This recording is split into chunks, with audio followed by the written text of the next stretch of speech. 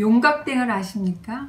용각땡은 소리가 나지 않습니다 라고 예전 CF가 있어요. 아마 제대로에만 생각을 하실 텐데, 이 용각땡의 주재료가 바로 도라지입니다.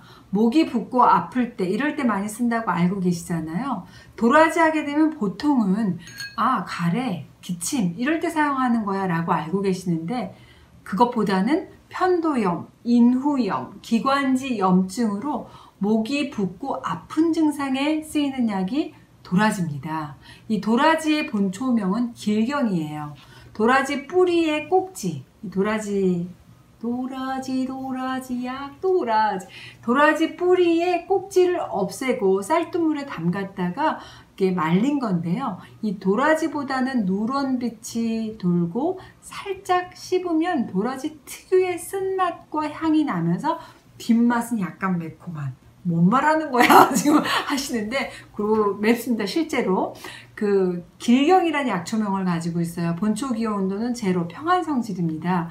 길경의 대표적인 약효 하게 되면 거담 진해작용이에요.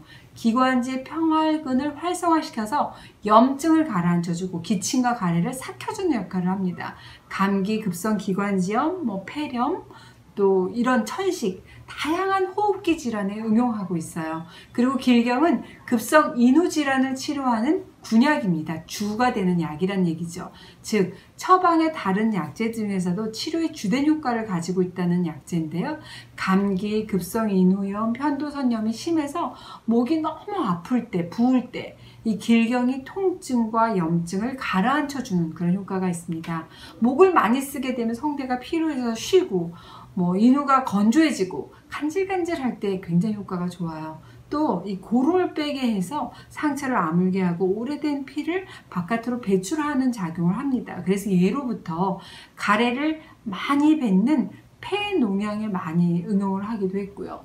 여드름에 쓰기도 합니다. 현대 양리학에서는 이 길경의 주 성분 사포닌, 이놀린, 피토스테롤 여러 가지 성분에 많이 주목하고 있어요. 이 길경에 들어있는 사포닌은 진통 효과와 항염증 효과가 있고요. 가을에 채취한 것이 아주 묵직하고 튼실하고 질이 좋습니다. 약재로서의 효능이 좋은 길경은 다년생, 3년생 정도 이상의 껍질을 벗기지 않는 것을 많이 쓰고 있어요. 일단 이 도라지 중국산하고 국산 구별하는 방법 참 중요해요. 제가 알려드릴게요. 일단 첫 번째, 향을 맡아보셔야 됩니다. 지금 제가 갖고 나왔는데 지금 보시는 도라지가 국산이고 이렇게 생긴 게 중국산이에요. 향을 맡아보면 향이 진합니다. 향이 없습니다. 그 다음 두 번째, 흙이 묻어 있는지 안 묻어 있는지. 흙이 묻어 있는 채로 유통이 되면 국산이고, 중국산은 통관할 때 흙이 묻어 있으면 안 되기 때문에 이렇게 껍질을 깐 상태로 유통되는 경우가 많고, 껍질이 있다 하더라도 흙이 다 빠져나서 한번 세척이 되고 이렇게 수입이 되거든요. 그래서 흙이 묻어 있는지 유무를 보시면 좋겠고요. 모양새, 국산 가지각색입니다. 아주 가지각색입니다. 얘는 그냥 길쭉하기만 해요. 잔뿌리가 없습니다.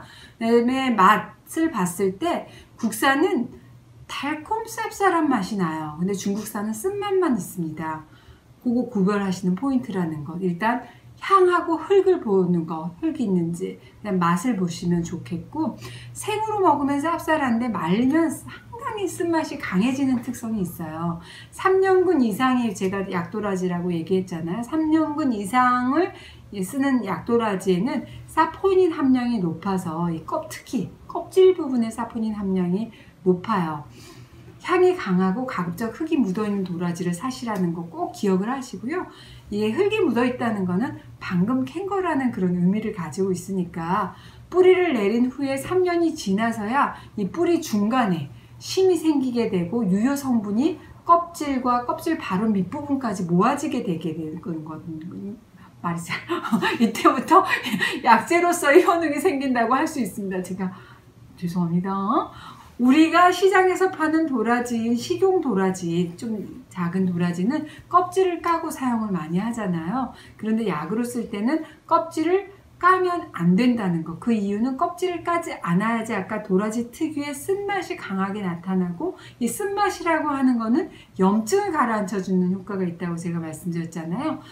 소화력이 약한 소음인은 하루에 20g 이상 드시게 되면 소화력이 떨어지니까 주의가 필요하고요. 이 도라지 길경은 목이 아플 때 차처럼 마시면 좋습니다. 감기로 목이 아플 때 도라지 뿌리 약 한 10g, 또 감초 한 2g을 한 300cc 정도의 물로, 약불로 반이 될 때까지 끓여서 드시면, 차처럼 드시면 좋고, 진짜 목이 심하게 아프다 그러면 가글처럼 입안을 헹궈도 좋습니다. 또 과음으로 속이 쓰릴 때 도라지하고 칡뿌리 있잖아요. 칡뿌리 한 글쎄 20g씩, 도라지 20g, 칡뿌리 20g씩 500cc 물에 붓고 약불로 반이 될 때까지 끓여서 꿀 좀 타서 드시면 술독을 없애는 데도 도움이 됩니다. 또 불면증, 또 숙면을 잘 못 취할 때 이럴 때도 도라지가 좋거든요. 다만 허약한 체질로 인해서 만성적인 기침일 때, 막 각혈을 할 때 이 증상을 악화시킬 수가 있으니까 좀 주의하시고요. 특히 위궤양이 있으신 분들은 이 위점막을 자극하기 때문에 많이 드시지 않는 것을 권합니다. 또 도라지물 끓이실 때 도라지 물만 끓여서 드시게 되면 약효가 자칫 너무 강해서 오히려 구토 일으키시는 분들 많거든요. 다른 약재와 함께 같이 끓여서 차처럼 드시는 것도 좋고요.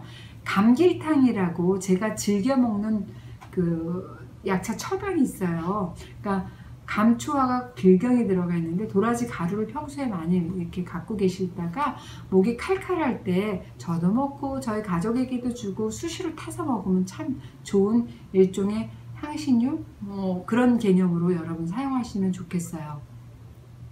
이 도라지의 사포닌 성분은 분자가 크고 조직이 두꺼운 게 특징이기 때문에 도라지를 물에 넣어서 약한 불에 천천히 오래오래 끓여서 달여내는 중탕 방법을 이용하게 되면 이 사포닌 성분과 플라디코딘 D라는 성분이 더 쉽게 용출이 되기 때문에 흡수되기 좋은 그런 쉬운 방법이라고 저는 추천을 해드리고, 특히 배라든지 감초와 같이 도라지를 같이 끓여주게 되면 더 좋잖아요. 그래서 배청 같은 거 할 때 도라지 감초 많이 엄마들 많이 감기 걸렸을 때 그렇게 배 중탕해서 드시는데, 특히 배에 넣을 때 껍질째 넣는 게 좋습니다.